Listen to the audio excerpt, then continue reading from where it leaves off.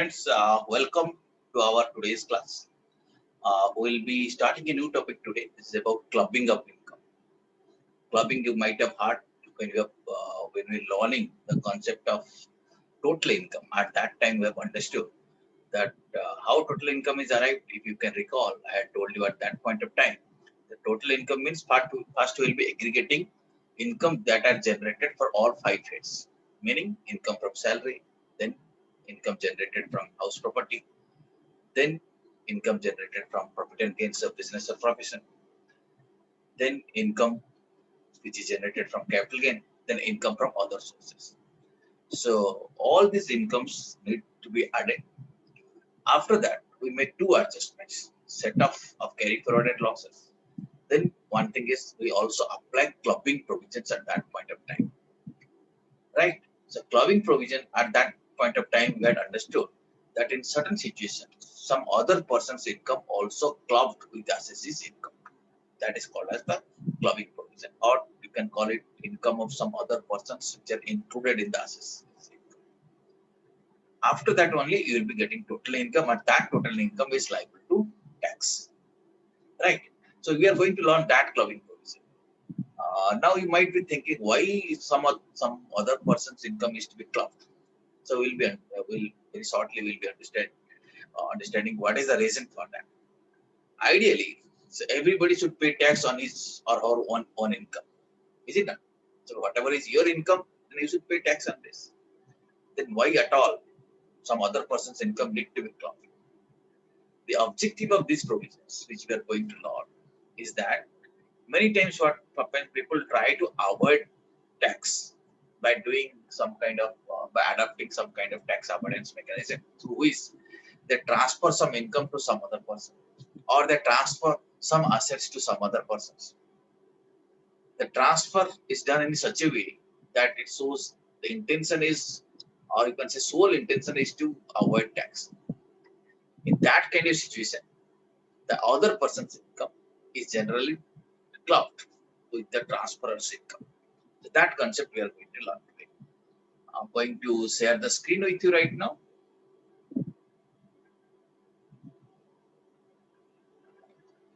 Okay, so the topic is income of other persons included in assessee's total income. Right, so which is popularly called as clubbing up income, as you can see. So certain sections will be, first of all, section 60. In fact, we are going to learn section 60 to 64. So section 60, if you can read it, it says transfer of income without transfer of asset. If that is a kind of situation, then that income needs to be clubbed. Then one more section, you can see section 61. It talks about income arising from revocable transfer of assets. Okay, this is section 60. This is section 61. Section 62 talks about certain exception, and section 63 talks about the meaning of revocable transfer. So this is what section 60, 61, 62, 63, and section 64 talks about some other situations. As you can see, let us say spouse income in some situation that is to be clubbed, minor child's income in certain situation that is also to be clubbed, and income of son's wife, that also will be clubbed in certain situation. So now I think you got the broad frame that section 60, 61, 62, 63, 64. These are the things which you are going to know. This section talks about the situation or talks about the income of other persons which are going to be included in assessee's total income. Right? Now, friends, one by one we will be covering these concepts. First, let us understand the concept of clubbing up income. As I told you just now, normally each assessee is supposed to pay tax on his own income. But in few situations, certain other person's income shall also be clubbed with assessee's income. And these provisions are broadly covered in section 60 to section 64, which I had showed you just now. The purpose of this provision is to counteract the tendency to avoid tax. some of our associates have a tendency to avoid tax through transfer of the income to some other person or transfer of assets to some other person. So in order to counteract that tendency, this provisions has been introduced in this act. So let us learn that provisions one by one. So, okay, before that, so far as individuals are concerned, tax is paid on slab rate. Yes or no? You know what is the slab rate concept? You know it or not? Rate Yes, of yes. tax. Yeah, slab rate. That means after up to certain income, tax rate is 5%. And again, in another slab, tax rate can be 20%, tax rate can be 30%. This is what we call it as the progressive system. That means as you earn more and more income, you pay tax at a higher rate, right? More income earners pay tax at a higher rate. And the people who earn less, they pay tax at a lower rate. Yes, sir.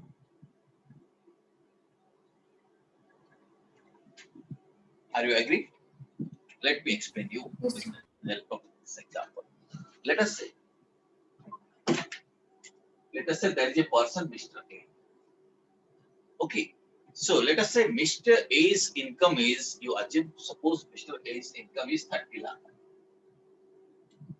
So if you go, you already know what is the old regime tax slab and new regime tax slab. If he goes for old regime, then up to how much? 0 to 2.5 lakh, he has to pay tax at the rate of nil. Then 2.5 to 5 lakh, he has to pay tax at the rate of 5%. Then 5 lakh to 10 lakh, he has to pay at the rate of 20%. And 10 lakh to up to this 30 lakh. His income is 30 lakh. He has to pay a tax at the rate of 30%. Yes or no? Is it visible to you? Are you able to read it?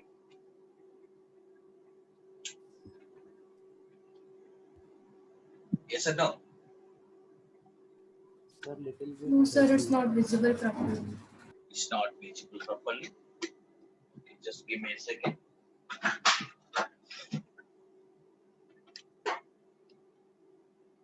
Is it visible now?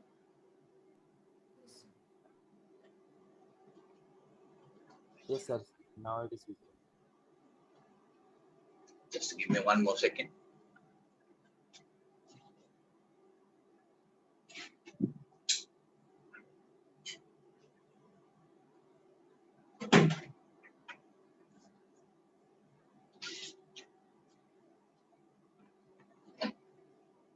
Okay. Is it clear to you now? Yes, Suppose sir. that person's income is 30 lakh. You'll be paying tax like this up to certain income, nil rate, then 5%, then 20%, then 30%. So after all, since above 10 lakh, he's paying tax at what rate? 30%. So his income is 30 lakh. So in this,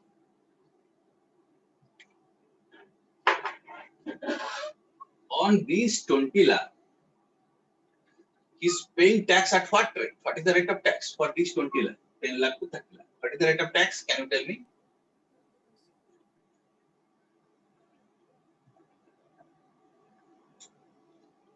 How much? The rate of tax. Are you getting me? 30%. 30%, yes or no?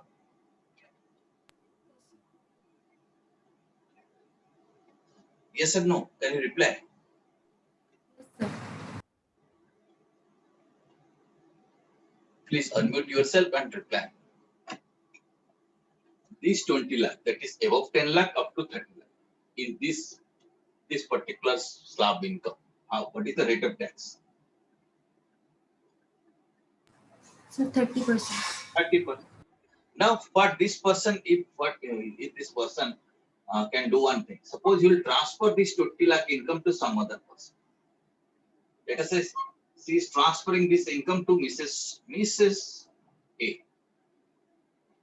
Now, Mrs. income will become 30 lakh. Mrs. A's income will become 20 lakh, assuming that she is having no other income. Now, her income will be 20 lakh. On 20 lakh, how will you paying tax? Up to 2.5 lakh nil, then 2.5 to 5 lakh 5%. Okay, then up to 5 lakh to 10 lakh, 20%. Is it not? Then above that only he will be paying 30%. So if you calculate by doing so, Mr. A will be able to reduce the tax burden. Are you getting? Is it possible or not? Yes, sir. Yes or no? Can you reply? Yes, Yes, sir. sir. Yeah. And so this is in this kind of situation.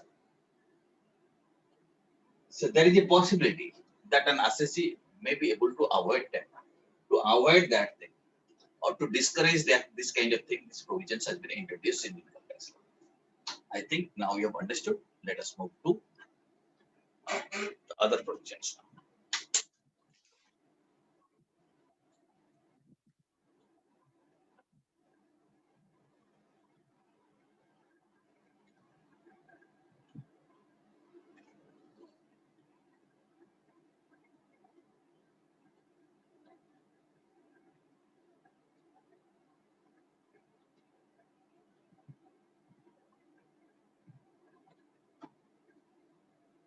So, in order to prevent such tax avoidance, clubbing provision has been incorporated in the Act,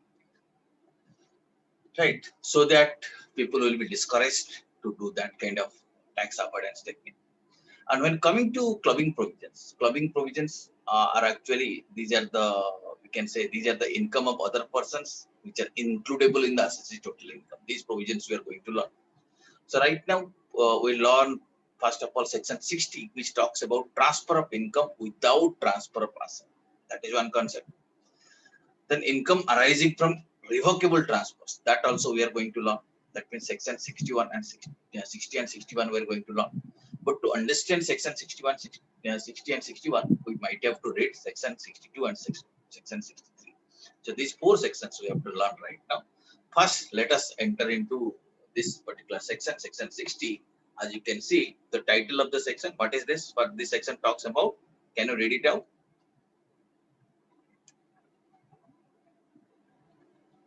Can you read it out? Section 60.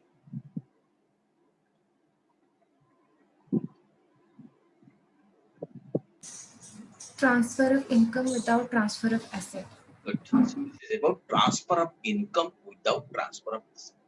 Meaning here talking about a situation where only income has been transferred, but asset has not been transferred. That kind of situation. Okay. Let us say, uh, you got a machine or you got a vehicle. Okay, you got a car which is given on rent, but the car is not transferred to someone, but the income which is generated from that car is transferred to some other person. If that is the kind of situation, this income is to be clubbed with the income of the transferor. So let us read that provision. If a person transfers the income of any asset without transferring the asset itself, such income is to be clubbed with the total income of the transferor.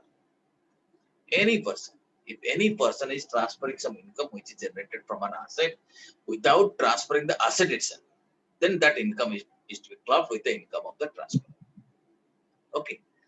And it is immaterial whether the transfer is revocable or irrevocable. And also it is again immaterial whether the transfer is made before commencement of the act or after commencement of the act. Act commenced on 1st April 1961. Okay.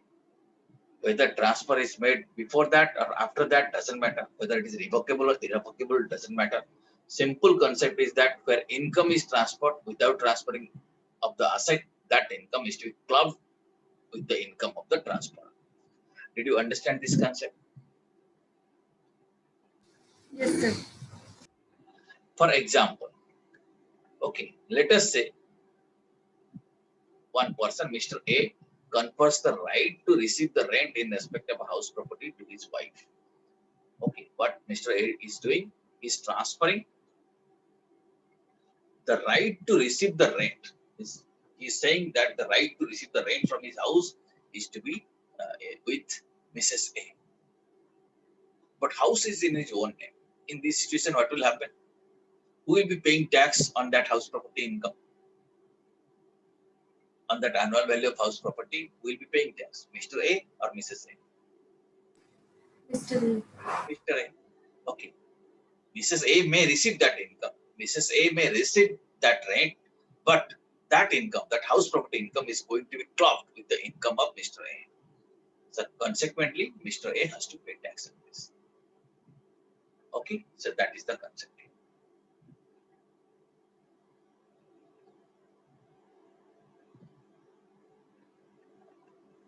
Okay. So in this case, income from that house property will be clubbed with the income of Mr. A. This is a simple example of that. One more illustration I am giving you, and you have to answer me this thing. I request some of you to read this question, then you answer. Please read this question. Some of you please read it out.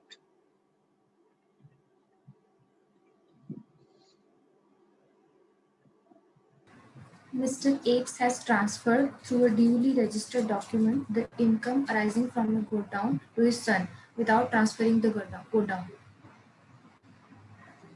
Now question is, in whose hand will the rental income from godown be charged? Who will be paying tax on this? You have understood this question? Mr. X has transferred and through a duly registered document income arising from a godown. He has written that any income which is arising from the godown will belong to his son. But without transferring the godown, he is the owner of the godown. Question here is that in whose hands will the rental income of the godown be charged? Give me answer.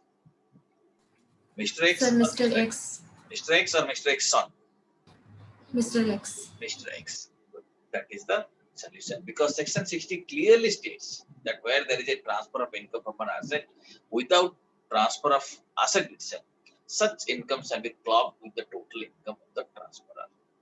Consequently, the entire rental income which is derived from that godown will be clubbed with the income in the hands of clubbed with the income of Mr. X. I think you have understood this. Okay. So this was about section 60. I think section 60 you have understood clearly. Okay. Yes or no? Yes, sir. Okay. So section 60, as you see the title, transfer of income without transfer of asset. You know it clearly that this is to be clubbed in the hands of with the income of the transferor. Now coming to section 61. Next section. Please read the title of this section.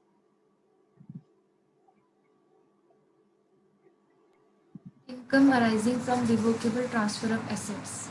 So 61 talks about income arising from revocable transfer of assets. Revocable, I'll be exactly telling you the exact meaning of that, okay, which is there in subsequent sections. But right now you understand revocable means cancelable, which can be cancelled, which can be reversed. So if income is arising from a revocable transfer, you are transferring the property, or transferring something, but which can be reversed, which can be cancelled. That income will also to be clubbed with the income of the transferor.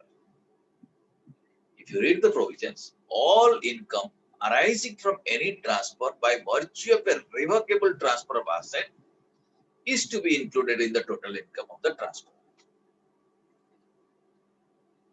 Okay, if transferor is making some revocable transfer, then income generated from that asset is to be clubbed with income of the transfer.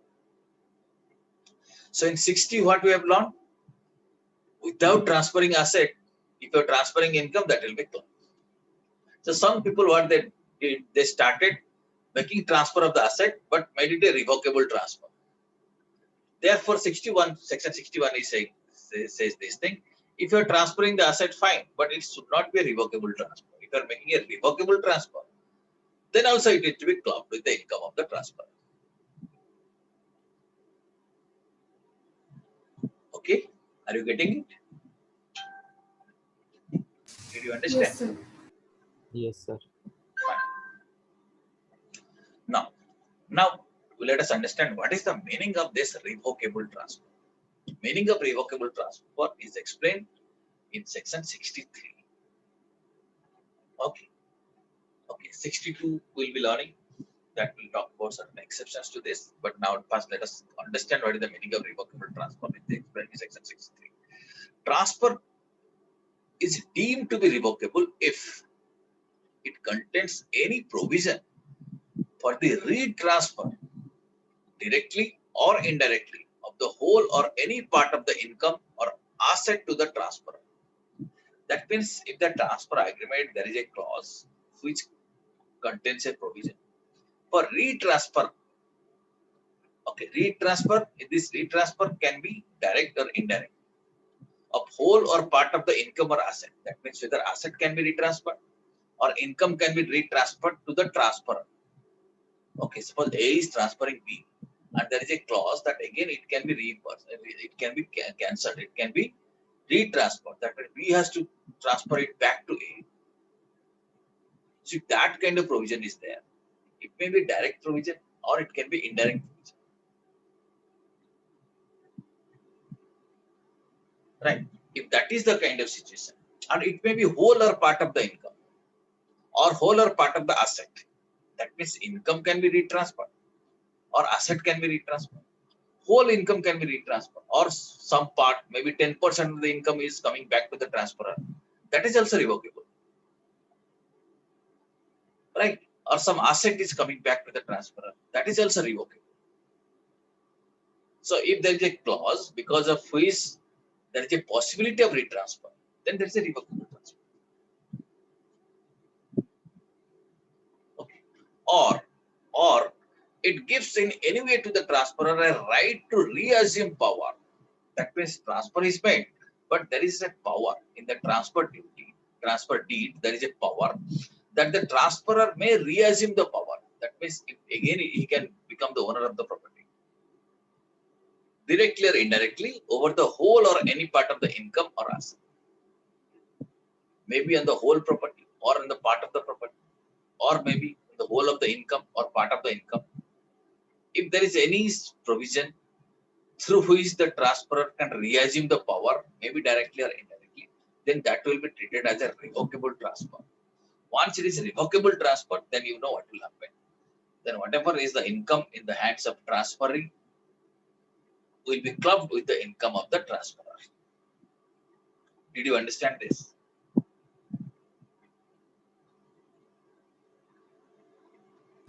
Yes, sir. Now, Yes, sir. friends, this is the basic things about revocable transfer. But okay, at this stage, one more thing we will be learning. This clubbing provision will operate even if only part of the income of the transport asset had been applied for the benefit of the transferor. Okay, and once, just a minute, and once transfer is revocable, the entire income of the transfer asset is includable in the total income of the transfer.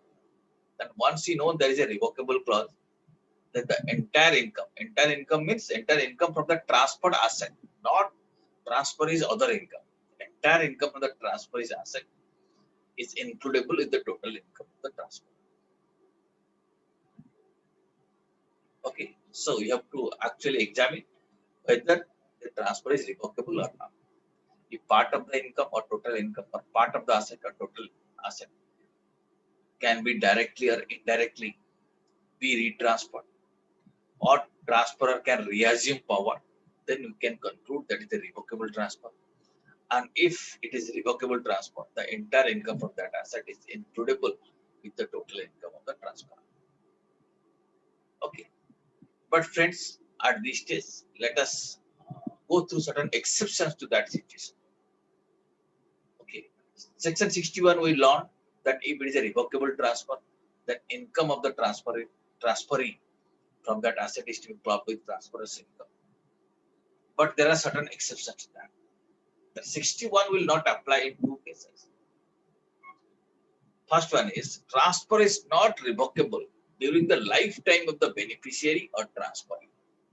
People who are getting benefit out of that transfer or the transferee. If it is not revocable within that person's lifetime, then it will be considered as it is irrevocable. So revocable transfer means it will be transferred, but it is revocable, but after the lifetime of the beneficiary or a lifetime of the transferee. This is one provision. Second exception is that if transfer is made before 1st April 1961 and which is not revocable for 6 years, which is not revocable for a period exceeding 6 years. That means for 6+ years, it is not revocable.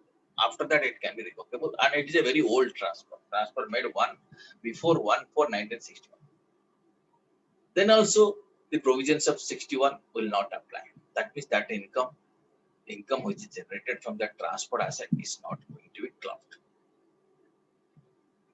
Okay, these are the two exceptions to this provision.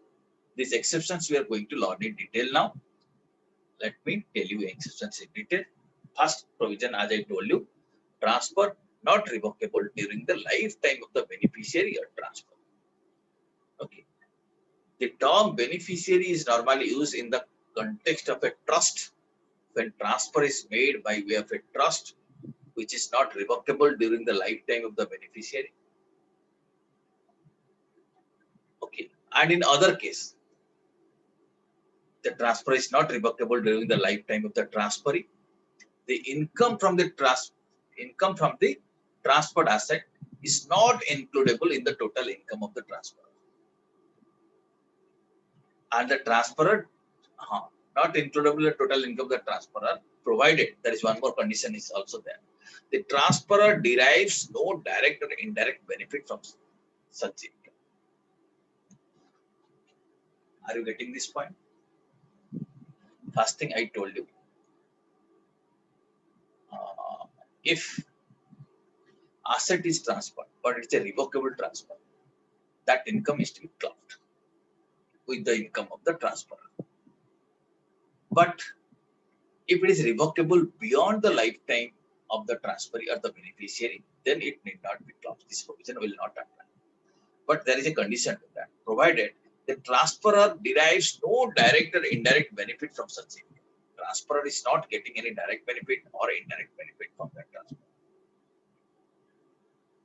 Okay, if transferor is getting some benefit, then again it will be clubbed. This exception is not available.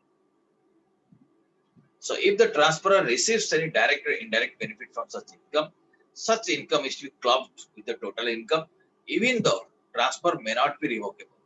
Transfer is not revocable, but still the transferor is getting some direct or indirect benefit during the lifetime of the transfer. If that is the kind of situation, then again that income is going to be clubbed. Exceptions are not available in this situation. Did you understand this?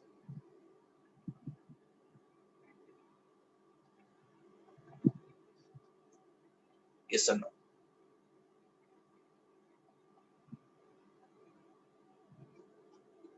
Are you getting me? Yes, sir. Okay. Now, second thing, as I told you, there are two situations here. I told you that there are exceptions to the clubbing provision. Situation one, transfer not revocable during the lifetime of the beneficiary transfer.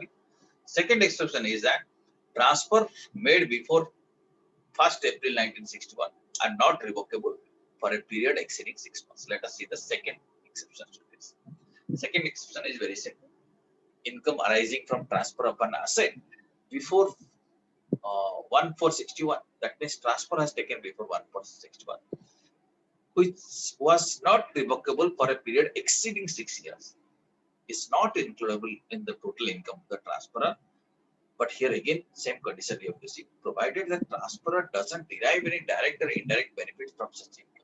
If transferor is deriving some income directly or indirectly, some benefit transferor is deriving, then that will be again clubbed. This exception will not be allowed in that situation. Okay.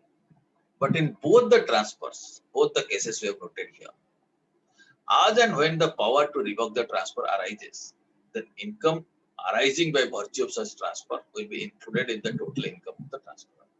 That means when When the power to revoke arise at that point, the income arising from such transfer will be included in the total income of the transfer.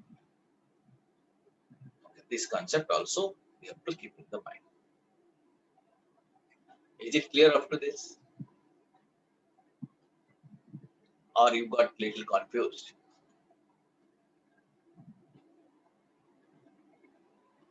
Is it clear? Or should I go for a quick recapitulation of whatever we have learned till now? Let me explain you once again from the beginning.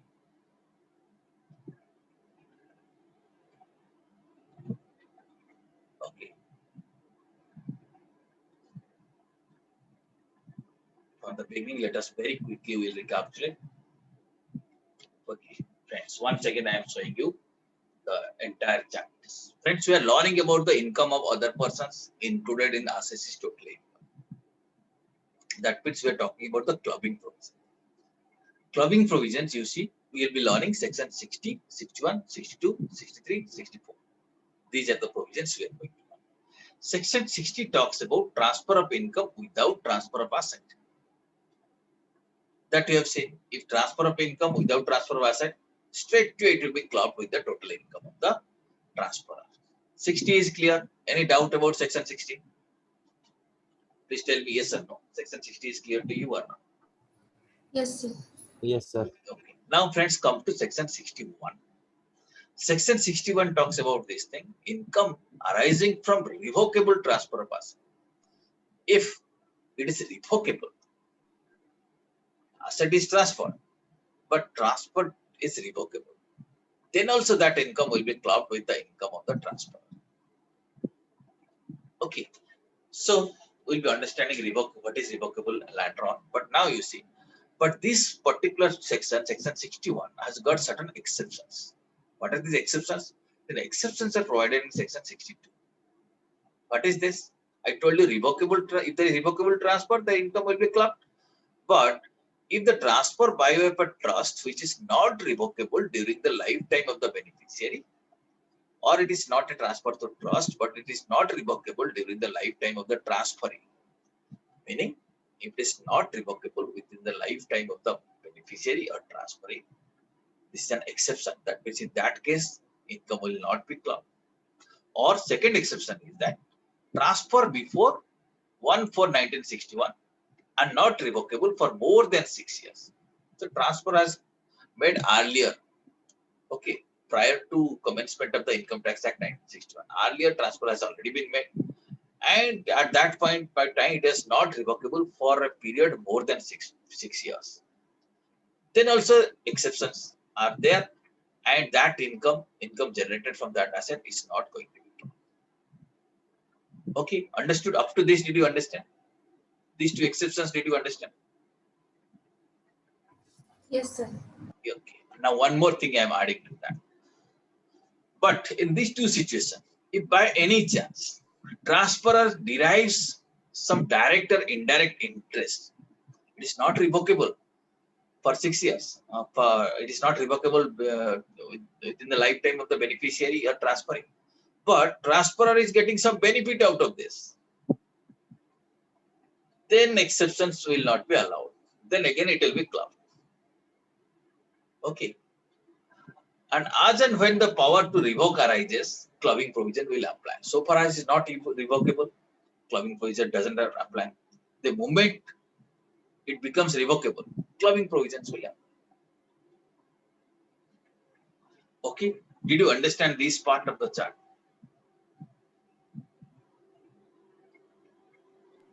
Yes, sir. Okay, whether this chart is readable, are you able to read it? Yes, sir.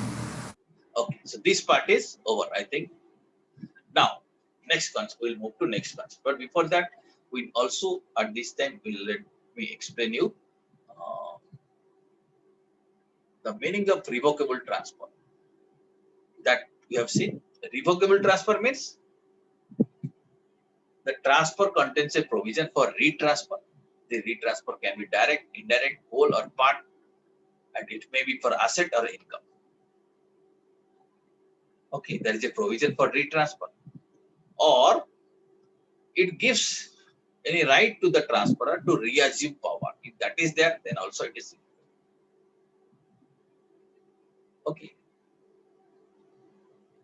So once you have understood the revocable transfer, now you can easily understand what is the meaning of this section 61. Income arising from revocable transfer of assets will be clubbed. Exceptions, it is not revocable within lifetime of the beneficiary or transferor, or not revocable for 6 years, provided the transfer has taken place before 1st April 1960. And transferor should not be getting any direct or indirect benefit from such income. Okay, so this is the situation we have learned so far.